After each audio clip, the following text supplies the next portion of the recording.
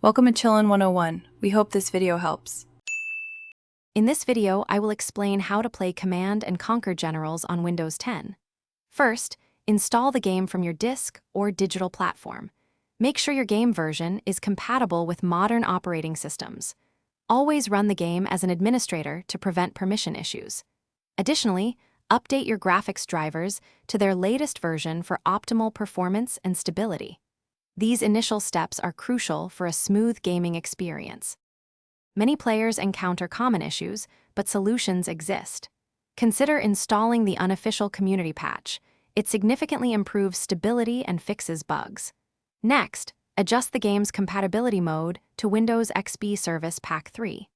Also, disable full-screen optimizations in the game's properties to prevent display glitches. Setting a fixed resolution in your game options can also resolve visual anomalies. These steps address frequent crashes and display problems.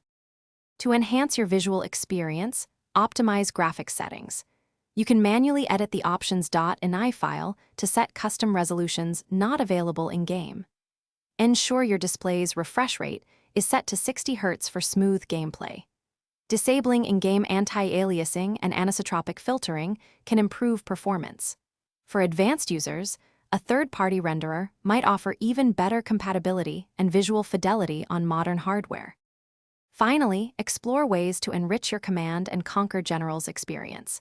Discover numerous community-made mods that introduce new units, factions, and campaigns. Engage with online forums and communities for troubleshooting advice, multiplayer opportunities, and shared strategies.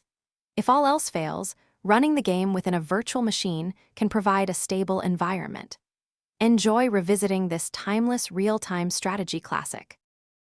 Thanks for watching. Consider subscribing if we helped you.